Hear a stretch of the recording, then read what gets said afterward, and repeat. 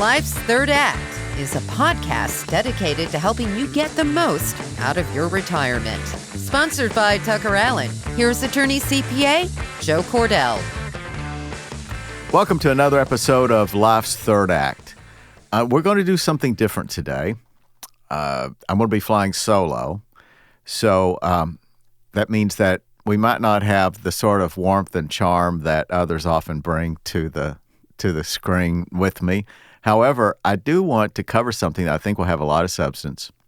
It may seem a little intimidating to you, so let me bolster your confidence that it's possible to learn something. In this case, what a durable power of attorney is. It's possible to learn it, believe it or not, even if you're not a lawyer, to go through the statute. I know many people don't do that, and I do agree it's very helpful if you have a lawyer go through it with you. I completely agree.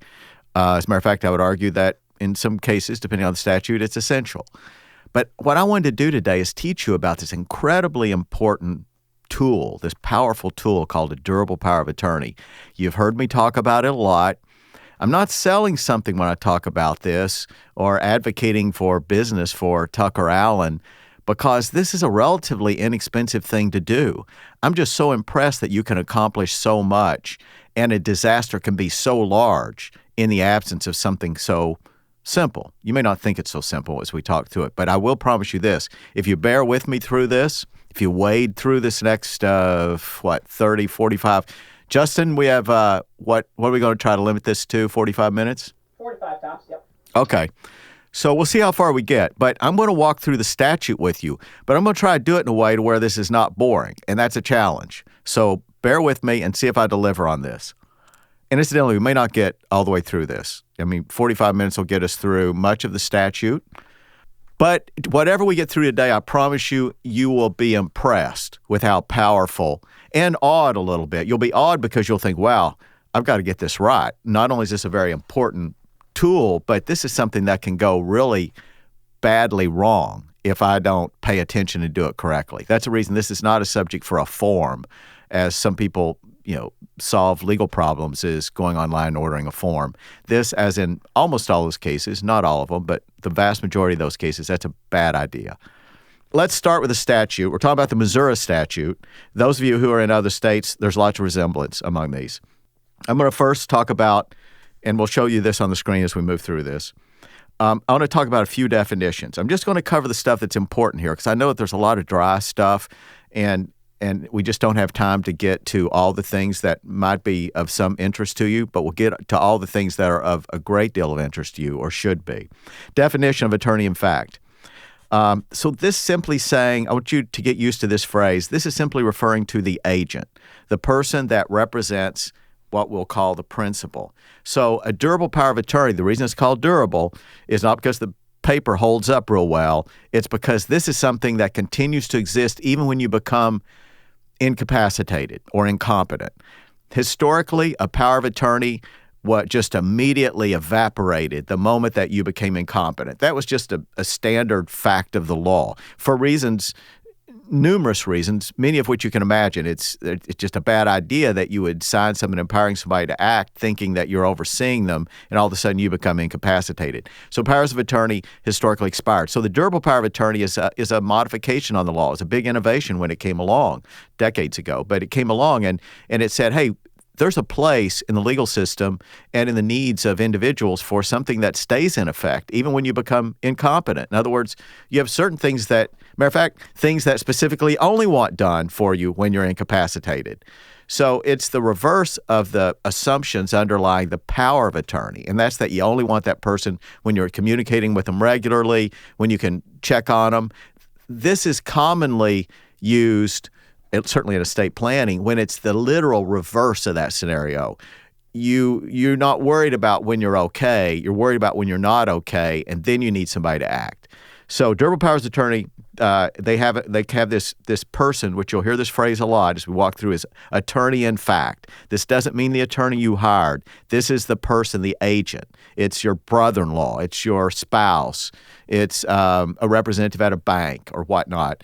So attorney in fact is just the agent acting for you under durable power of attorney. The other thing is the durable power of attorney. Just a real quick, short definition you see here for Chapter 404, 703. Durable power of attorney, written power of attorney in which the authority in the attorney, in fact, does not terminate in the event the principal, that's you in this scenario, becomes disabled or incapacitated, or in the event of later uncertainty as to whether the principal is alive or dead.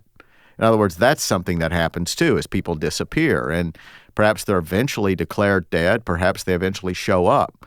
But in the absence of someone, that qualifies as a circumstance normally when a power of attorney would expire, but this is a durable power, so just like if you become incapacitated, then it continues to be effective. So enough for the definitions. I want to move to a few facts that I think you should know overlying what the scope of this power is. All acts done by an attorney in fact, pursuant to a durable power of attorney, shall inure to the benefit of and bind the principal and the principal's success. All that means is anything they sign, any relationship that they form, any contract or obligation that they undertake, when they're acting for you, assuming that it has this scope of authority in the durable power of attorney, which is often very general, then that binds you. It binds you as if you did it yourself. So it's a little bit of a scary thing, and you'll see this theme recurring as we walk through this. A person who is appointed an attorney, in fact, under a durable power of attorney, has no duty to exercise the authority conferred in the power of attorney. I included this provision as I sorted through the things I was going to call your attention to, just to let you know that when you appoint somebody as a power of attorney, they're not undertaking a duty like a trustee. If you appoint somebody a trustee, they have an affirmative duty to act on your behalf. They can't simply decide, oh, well, I think I'm going to take a month off and not attend to urgent business, for example, that might relate to your property or your interests. A trustee is bound by fiduciary duties to act. If they undertake it, then they need permission of the court or all the beneficiaries in order to quit doing it. So this is not that. Now, it is a fiduciary duty, which we'll talk about in a few moments. I think we'll have time to get to that. But I'll tell you now, it is a fiduciary duty, but don't think of it as being exactly like a trustee, because only when the attorney, in fact, undertakes to act for you or to the responsibilities associated with this document, only when they do something are those duties imposed. If they decide to blow it off entirely and to not accept this role, then they can do that. They don't have the duty to act. That's all this is saying. But once they undertake acting as your power of attorney, then they do have a lot of responsibilities, very serious responsibilities, thankfully, because I think you want that. I want to talk a little bit about the fact that people can often do choose to appoint somebody who they may have some concerns about. Maybe that person is good in a particular area but not in others. So division of labor is a wonderful thing when you're thinking about powers of attorney, because you can, and in many cases should, have more than one person simultaneously acting as your attorney in fact. So you might have somebody who's really good at caregiving for things that relate to personal decisions about your children, for example. If you die, you have young children or even adult children who you want to provide money under certain conditions, then the person who can read the scenario and circumstances better might be somebody who is more personal, who knows the kids, knows you, knows your values. On the other hand, when it comes to money management, you may think, well, gee, I'd like to have what's commonly called an institutional trustee. It just means an entity like a corporation. Maybe a corporate trustee is more accurate. But it's a business where they're going to dot the I's and cross the T's. They give you a lot of confidence regarding things being done correctly. They're insured, which is huge. They have lawyers on staff to be sure that they get it right, whatever the rules are that you've set out in your document. So there's lots of reasons to have that person, but sometimes you lose the interpersonal connection that exists when you have a family member. So it's not unusual to divide up roles. Now, there's no limit. As this says, a principal may appoint multiple attorneys in fact. This is 404-707. So as a principal may appoint more than one attorney in fact in one or more powers of attorney. So you can actually divide the responsibilities in the power of attorney. That's kind of cool.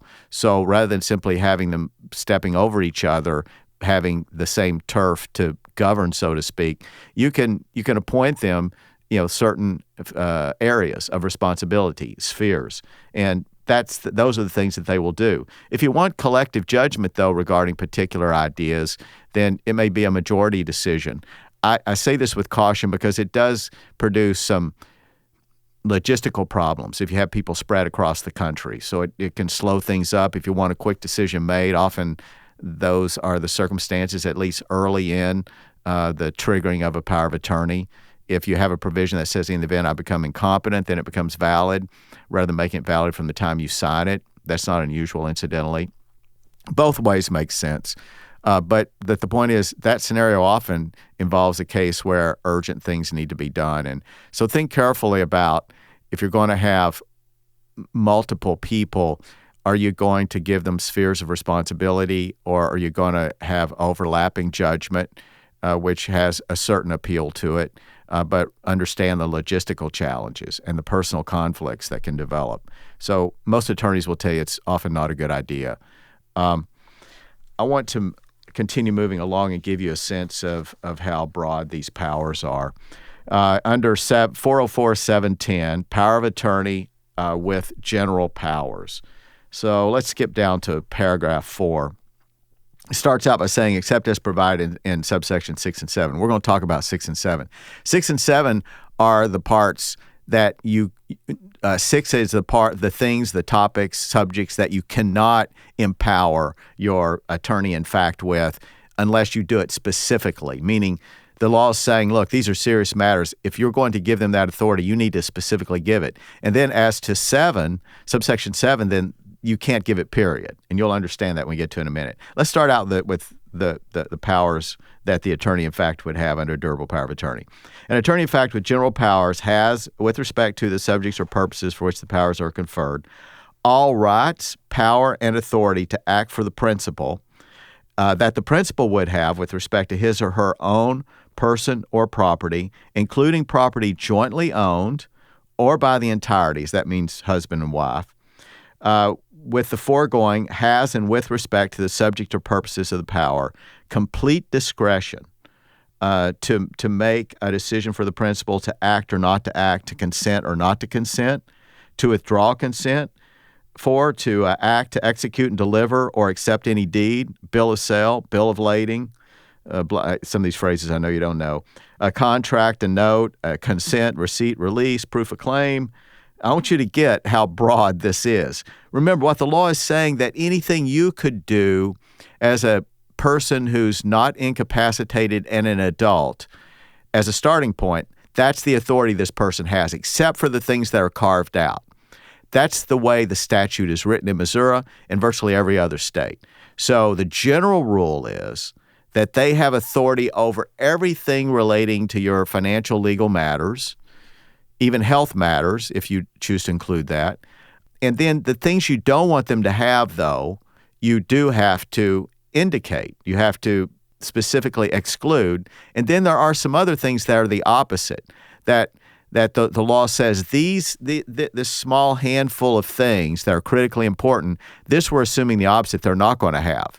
Now, part of these we'll let them have if you specifically say, I'm giving them the power to do this. And then there's another handful that, no, you can't give them that power, period. So start out with the idea that this person or persons will manage everything of value in your life regarding material things, legal things, property, interests, contracts, etc., taxes. They're responsible for all of that to run for you.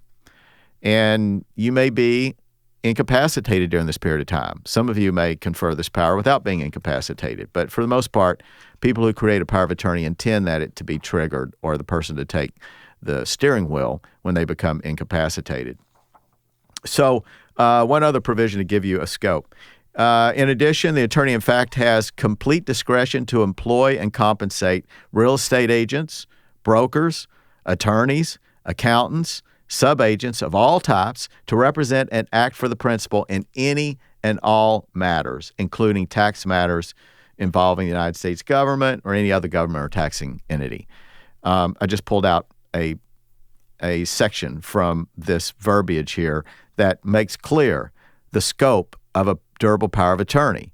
Again, you can do a carve out, you can limit it, restrict it, to some extent expand it even, but if you simply go with the language that has been adopted by the state of Missouri without amending it at all, the legislation, then that's going to give them the capacity pretty much to run your life for you.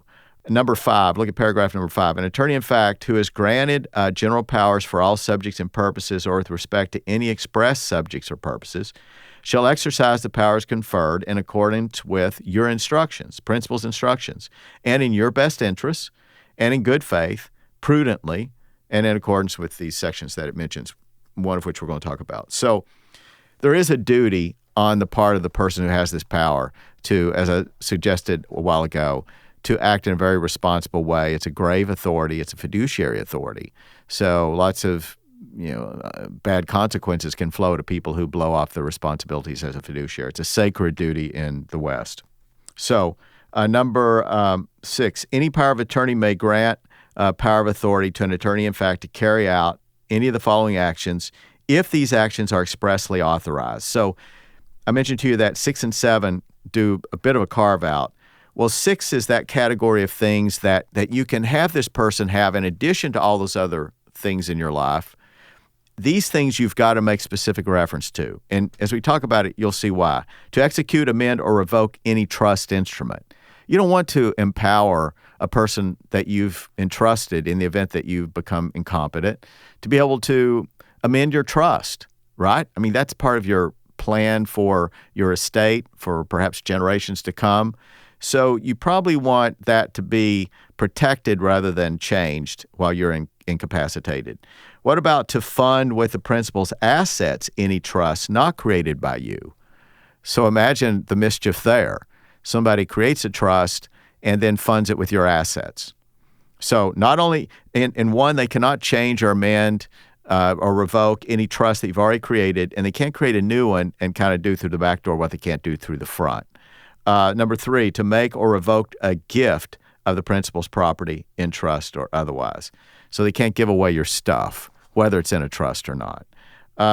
To disclaim a gift or devise, I really want to avoid going into that very much. Sometimes it makes a whole lot of sense that if you inherit something or something is given to you, there's something called a disclaimer, and not in the way you probably heard the term used, but you can disclaim property and it's like you never received it for tax purposes. So sometimes entire fortunes are disclaimed for complicated tax reasons. So this person, if you give them, the attorney, in fact, the ability to disclaim something that is gifted to you or that would be an inheritance, then that can change forever a big part of your plan, and you want to think whether you want that done. That could change not only the funds that you have to live with, but also your children and grandchildren, depending on where that money would otherwise have gone. So if you want to give somebody that power, which sometimes people who have very complicated tax situations, they may want to do that. So it's not always a bad idea. Otherwise, it'd be in paragraph 7. But anyway, we're on paragraph 6, where these are the things you can put in if you expressly say so.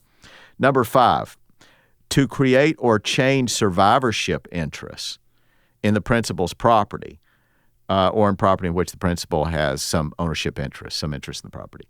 So I think you can see why this is probably not a good idea. You can give the person the authority, if you choose, expressly saying you want them to be able to change your life insurance beneficiary or the beneficiary on maybe a 401k or some tax some employment-related benefit.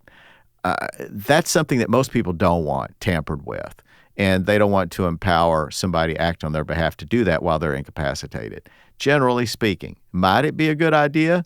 It might be. There are circumstances, but you really want to think about before you decide to give that authority, because the law will enforce it. Let's go to item 6. I'm going to skip a few of these. I don't think they're of interest to you. Number 6, to designate or change the designation of beneficiaries to receive any property benefit or contract right on your death. So this picks up anything else in which there's a beneficiary clause that would be triggered by your death. Same reasoning. To nominate a guardian or conservator for you. So a nomination is not an assurance that that person would be appointed, because a conservator or a guardian is something that's when the court gets involved. Remember, you're hoping that by having a durable power of attorney, you don't have a court involved. And that's the beauty of this thing, is it goes into effect immediately, no judge is involved. I mean, it's a powerful, powerful thing that can save you tons of money and lots of valuable time. But there are occasions where there will be a guardian appointed, somebody who have authority over your physical care, for example. Or sometimes there will still be a conservator appointed. It's up to whether somebody decides to go to court and do that. The good news is they don't have to, for somebody that you trust to be in charge, but sometimes it does happen.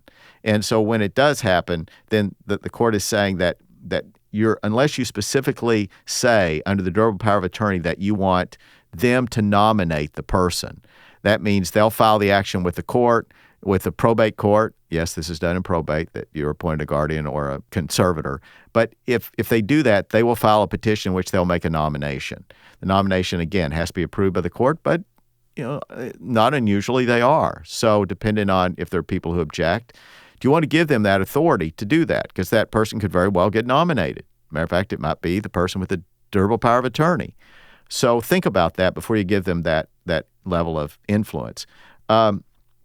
To give consent to or to prohibit any type of health care. Normally, this is done through a separate document in the state of Missouri because it's a separate statute. It's a durable power of attorney for health care. Very similar. Durable power of attorney is what we're talking about here. There's this separate statutory provision that talks about a durable power of attorney for health care. Now, it turns out that you can convert this into effectively that by putting in a provision that discusses your health care. So if you want to have that handled by the same person and in the same document, you can do that. I suggest you do that separately, that you do that through the durable power of attorney for health care because it's designed for that. Anyway, let's go to, now that we're completing subsection 6. Now we're going to subsection 7. Now 7, these are the things that, you notice how the language starts out, no power of attorney. No power of attorney may delegate or grant power or authority to an attorney, in fact, to do or carry out any of the following actions for the principal. So number 1, to make, publish, declare, amend, or revoke a will. I think we can agree that that's probably a good thing to have. So even if you don't like it, you can't give that authority. To make, execute, modify, or revoke a living will declaration. Living will relates to your health care or whether or not you would be, your life would be terminated or you would be on some artificial sustenance. What's the word I'm looking for, Justin? End of life decisions. But anyway, no, it's okay. Sometimes we have our sound guy act as our assistant lawyer to do legal research. And anyway, so to the extent, though, that you have something that relates to end-of-life decisions, then you're not going to empower this person to do that. You just can't do it. You can't give them the power to act through what's called a living will, to disconnect you in terms of artificial life support. 3, to require the principal against his or her will to take any action or to refrain from taking any action. Now, that's interesting. That assumes that you are competent and that you object to something. And in that case, you can never surrender your power to this person. Some people have a fear that, gee, if I give somebody present authority to act, I'm afraid that I will become enslaved to their decisions. Well, it's possible that they can make a decision that you'd be stuck with, but they cannot force you to approve things or to do things that you don't want to do. I hope that explanation makes sense. Then number 4, to carry out any action specifically forbidden by the principal while not under disability or incapacity.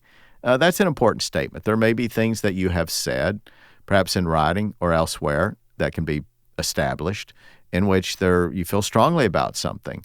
And this was before you were incapacitated. Those opinions, the court presumes you would still hold if you were capable at that time to express them. So that's something that understandably would exclude. You notice that on 7 there are only 4 items in that section. So it's not very long. So there aren't many things that you're absolutely forbidden to include, but they're important things. They're huge things. So keep in mind then what, if any, in the preceding subsection that you would have included. those things are, some of them are good things to have, but they just have certain dangers that the legislature is essentially saying, look, if you're going to do this, we want you to expressly say so. We're not going to assume you intended this. Okay, so let's now move on to the next subsection. Let's look at 9. It says, it is the policy of this state that an attorney, in fact, acting under the provisions of power of attorney, granting general powers, will be accorded the same rights and privileges with respect to the personal welfare, property, and business interests of the principal. So if the power of attorney enumerates some express subjects or purposes with respect to those subjects or purposes as well, as if the principal himself or herself were personally present and acting. That's how powerful this document is the idea that you're giving someone the ability to act as you effectively in the law. And the law is trying to be very practical because they want this person to be unimpeded in their ability to go about and get things done for you. They're assuming that that's what this tool is sought, why it is sought for the many people who have this in their planning, is they want the person to be, for the processes to be lubricated so they can get things done without fear of third parties thinking that they're going to be sued. And you'll see more of this later on. And clearly the legislature had made clear to the person that's the attorney, in fact, as well as third parties that are doing business with you, et cetera, that they can safely do it without worry. But it does mean that there's some exposure. That's just the nature of this instrument. It's a powerful, powerful thing, but you need to be careful as to the powers that you give and some of the checks and balances that are provided in a good, durable power of attorney that incorporates these various provisions. Again, some we've talked about, some we will talk about, but a number of which we just don't have time for. So let's see, subsection 10, we'll skip that one. That just talks about the various things that companies can do if they want to require that somebody who walks in the door with a durable power of attorney that they be able to have some confidence in it. But the bottom line is businesses are encouraged to be uninhibited in accepting these and to being able to allow your attorney, in fact, to go about and do business for you.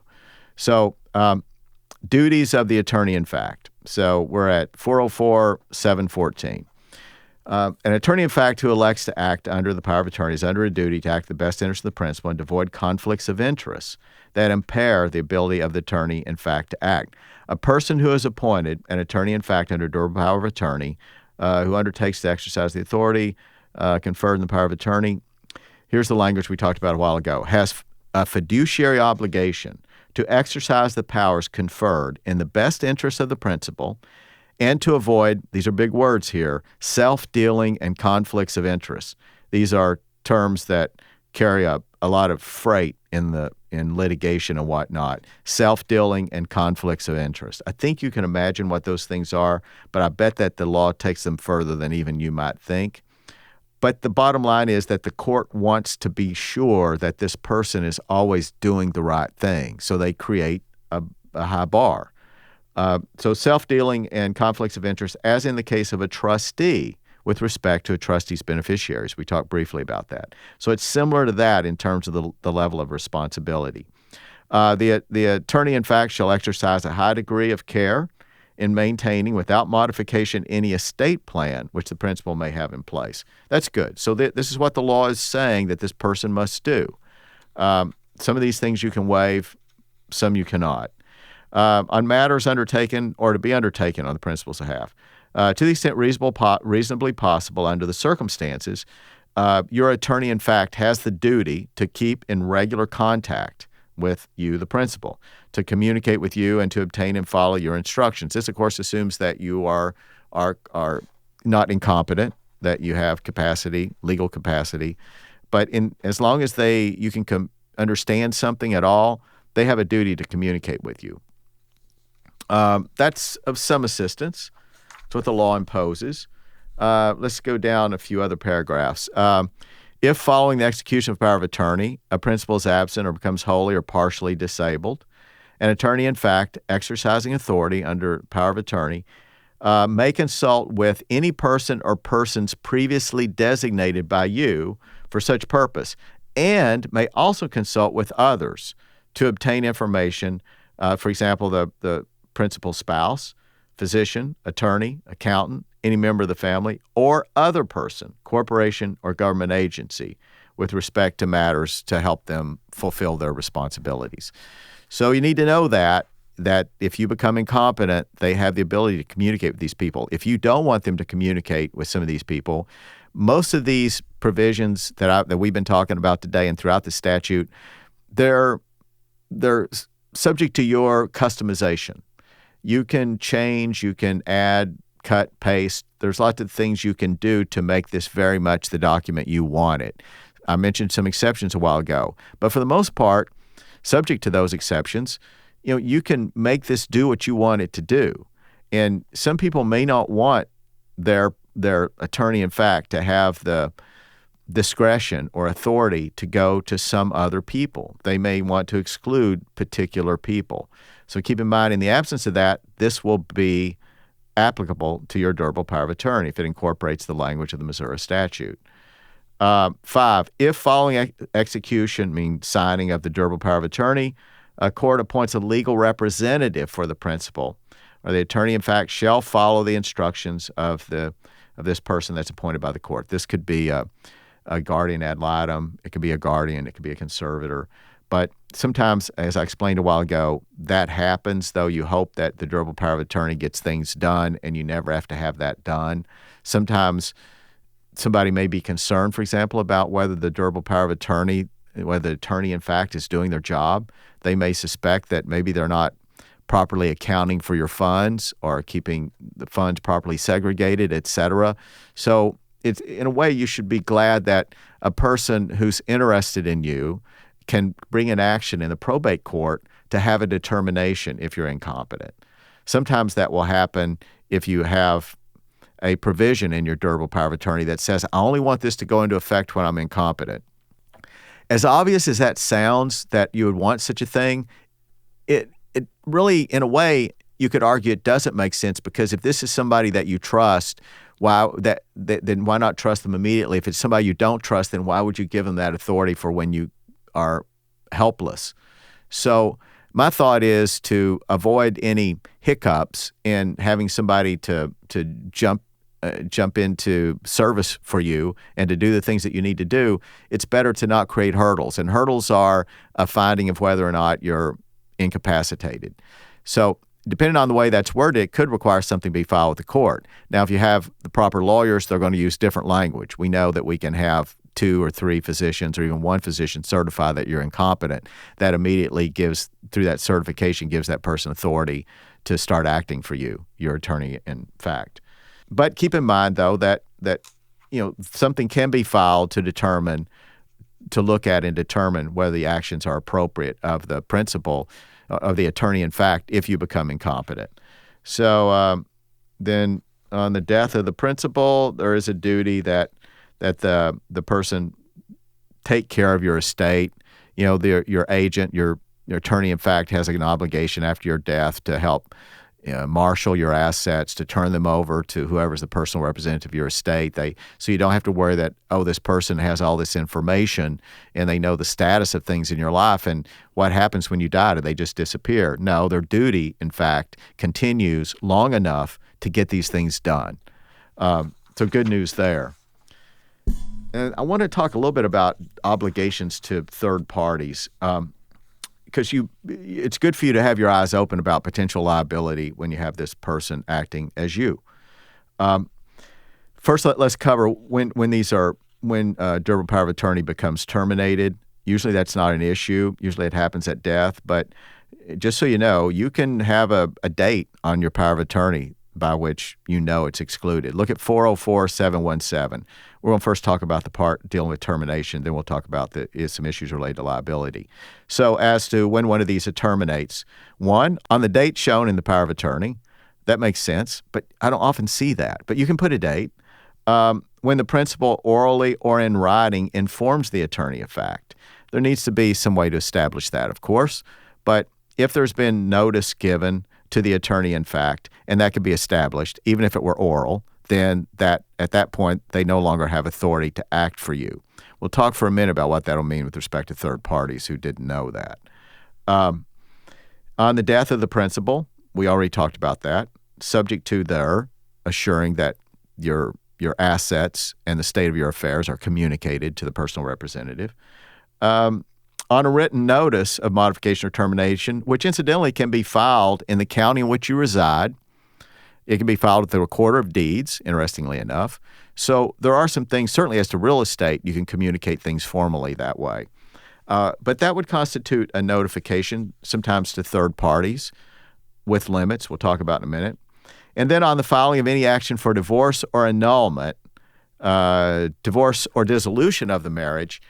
Now, this only applies whenever you have made your spouse the person that is your attorney-in-fact. That's commonly done. As a matter of fact, I would say more than 50% of the time that we've prepared those, it's been the spouse that was chosen, which makes sense. Who else are you going to trust better in the world? Unless this is somebody you've gotten divorced from, right?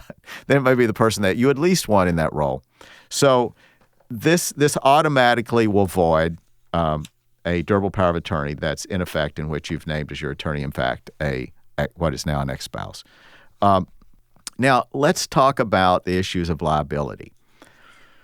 As between the principal and any attorney-in-fact, this makes a lot of sense. If the attorney-in-fact engages, we're on number 5. If the attorney-in-fact engages in willful misconduct or fraud or acts with willful disregard for the purposes, terms, or conditions of the power of attorney, or if the power of attorney has been revoked or terminated and thereby causes damage or loss, such attorney-in-fact or successor attorney-in-fact shall be liable to the principal or, your heirs if you're gone, or both, for such damages together with the reasonable attorney fees and punitive damages as allowed by the law. So the legislature's wanting to make clear that they know that there is potential for mischief for somebody who has this level of authority and what might in fact be very few controls, checks and balances, like you often have for people in such cases. So they want to impose pretty stringent penalties associated with behavior that could harm you financially or otherwise. Now, this doesn't talk about the criminal aspects, but this is civil statute. But keep in mind, there is criminal law dealing with fraud. So to the extent that there's mischief of that magnitude or culpability, then I can tell you that they're not just looking at these monetary damages, at civil damages. They're also looking at criminal, which I'm sure, depending on the amount of money involved, could be a felony and involve a long time in jail. So you do have some reason to feel confidence in the system that it's designed to encourage people to act on your behalf, in addition to the fact that you've selected these people, not a third party. This is somebody you've selected. But I want to talk really about third parties. And I want this to make sense to you, and then we'll wrap up. Where are we here? 42 minutes? Yeah, okay. I'm going to wrap up with this topic here. The exemption of third parties from liability. This is 404-719. Exemption of third parties from liability. A third party who is acting in good faith may rely and act on any power of attorney executed by the principal, and with respect to the subjects and purposes that are included in that power of attorney, may rely and act on the instructions of or otherwise contract and deal with the principal's attorney-in-fact. Now, this says a whole lot, and then it goes on to say a whole lot more. So after we say the principal's attorney-in-fact or successor, then go to in the absence of actual knowledge. So remember, this is a third party, say an owner of a store who sells a $10,000 item to the attorney-in-fact who pays for it with your money and from an account that is in your name, and they show them the durable power of attorney. In the absence of actual knowledge by this third party, it's a pretty low bar. Actual knowledge, not he knew or should have known. He had to know That's about as low a bar as the law offers in terms of letting people to have a wide berth for error. Is in the absence of actual knowledge, is not responsible for determining and has no duty to inquire. Duty to inquire is a big phrase. I'll mention in a second. No responsibility for determining and no duty to inquire as to any of the following. Now, before I go down that list, it's rare that the law says to somebody who is in a position where somebody could be out a lot of money that they have no duty to inquire. So there's a public policy behind what we're going over here that at a glance seems to provide very little protection and a whole lot of opportunity for mischief with durable powers of attorney. But the reality is the law, courts and legislatures understand that this durable power of attorney is going to be pointless if you have third parties, whether it's banks, brokerage firms, travel organizations. It can be retail stores, anybody that would contract with you regarding real estate, construction, any personal services contract. You go down the list. Think of all the things in your life that you interact with third parties.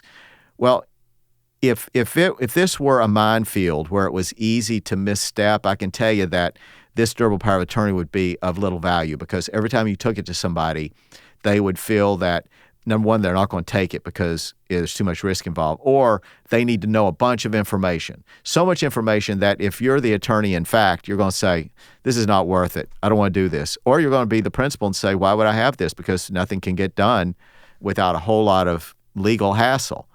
So to keep the wheels turning, to lubricate the process, then these laws have been enacted. So they definitely lubricate the process. So this hypothetical merchant I was talking about has no duty to inquire as to whether this is a valid document, meaning to go and do something. They're allowed to look at the document. They can check and see if it's a certified document. They can look and see if it's signed or appears to be a signature, a name that's in cursive with that is the name of the person who is giving the power, the principal. So they can do those things. But look at the things that they are not responsible for determining and have no duty to inquire. Number one, regarding the authenticity of a certified true copy of a power of attorney. It may be a copy, it may be a counterfeit document. No duty to check into the authenticity. The validity of the designation of the attorney, in fact. Maybe it's invalid for a number of reasons. They don't have any duty to look into the validity. Whether the attorney in fact or successor is qualified to act as attorney in fact. Number four, the propriety of any act of the attorney in fact or successor. Is what they're doing, is it proper? Is it a breach of duty or obligation to the principal? They don't have a duty to inquire into any of that.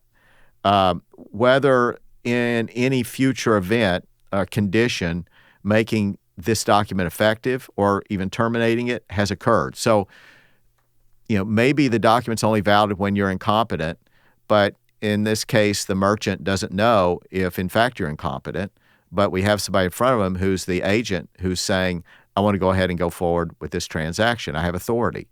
So there's no duty to inquire on the part of the merchant. Maybe there's a date. Well, if there's a date on it at which authority expires, they're responsible for what appears on the face of the document. So I don't want to overstate my case. If you have a document where it says that this expires in such and such date, so be it. Then you're protected. But what about the far more probable situation where it relates to incapacity as being whether they have authority or not, meaning your incapacity, or whether you're dead or alive? We know this is not valid after your death. So among these things are whether the principal is disabled or incapacitated. That's number 6. Number 9, whether the authority of the attorney, in fact, has been terminated. Maybe the authority has been terminated by one of those means I mentioned, but in fairness, the merchant doesn't know. They don't have a duty to check the court records. So the merchant's going to go forward, in this case, without actual knowledge, and they did not have a duty to inquire. I mean, that's pretty scary, isn't it?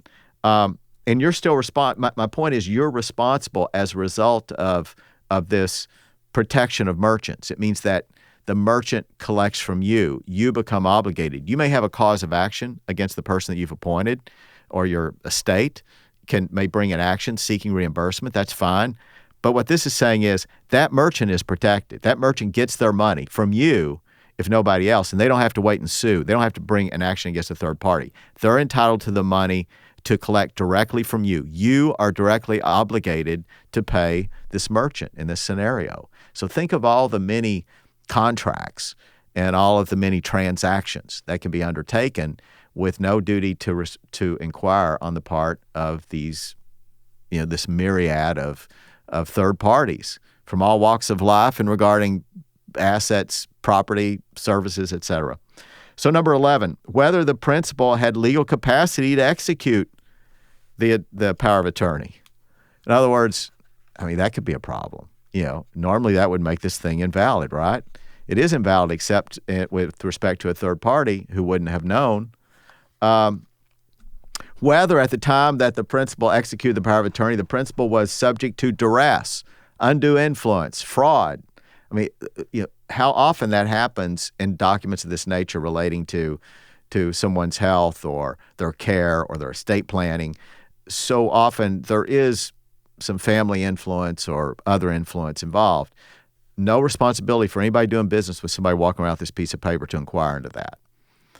This is not an exhaustive list. It makes clear the statute does. This is just some examples of things to reassure. The purpose of this section is to reassure merchants and other third parties. Look, don't worry about this. You can do business with these. You're protected. As long as you don't have actual knowledge, sign contracts, sell things, purchase things. You're protected. And remember, the purpose, it has a positive side of this discussion and even an important public policy consideration. And that's that if you don't give this sort of protection, I'm being devil's advocate here a little bit, but if you don't give a lot of protection to these merchants and other third parties, then why have a durable power of attorney? Because it's just going to get gummed up in the legal process where lawyers become involved and there have to be investigations and certifications, et cetera. So this is an effort to allow this thing to really get stuff done for you, but there are some risks. Number 15, the truth or validity of any facts or statements made in an affidavit of the attorney-in-fact. So even the attorney-in-fact might provide an affidavit that the person, for example, is incompetent and that triggered the power being the authority being exercised. Again, that's not always true, but if you write it up that way, that it's not valid until you become incompetent, then maybe your attorney-in-fact creates an affidavit in which they state that you're incompetent. They sign it, get it certified. There's no duty on the part of the merchant to investigate the validity of any of these things. Whether the principal is alive, that's number 13. So I think you get it. I want you to appreciate how incredibly useful and powerful these are, but that with that comes a significant amount of risk. So you need to think about, the person that you choose. You need to think about whether or not you want them bonded, which is possible, but that's unusual, to be honest with you. It's more about picking the right person and maybe bolstering that with having a corporate trustee in addition. You can see where corporate trustees do seem to offer relative safety from some of the things that we've discussed or imagined here. But a corporate trustee is not for everybody. You do have to pay more for that. There's also a provision here we didn't have time to get to regarding payment of the person that you appoint to be your durable power of attorney or your attorney-in-fact, rather. And many people don't put a provision for that, but I can tell you that you really should, because it is a lot of work. And depending on who it is, it might be your son or daughter, and they wouldn't think of being compensated. I get that. I understand that. But depending on who it is, you might consider that. So often that's neglected, and it can be a significant amount of responsibility. So son or daughter, maybe they do it. They should, they're the beneficiaries, I'm sure, of your estate. But other people, think about whether you want to make a provision for that.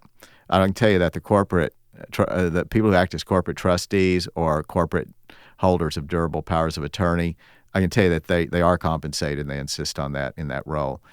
But having said all this, we covered a lot of territory. We didn't go too far over. But we'll wrap up here. We can pick this subject up in the future, but I hope that I delivered on my promise that you'd know a whole lot more about durable powers of attorney if you waded through this with me. This has been another episode of Life's Third Act. Till next time, take care. You've been listening to Life's Third Act, a podcast for thriving in retirement, sponsored by TuckerAllen, your estate and elder law advisors. Each week, we discuss topics and answer questions to help you better plan for your future. For more information, visit TuckerAllen.com. Subscribe and listen again next week for another edition of Life's Third Act. The choice of a lawyer is an important decision and should not be based solely on advertisements.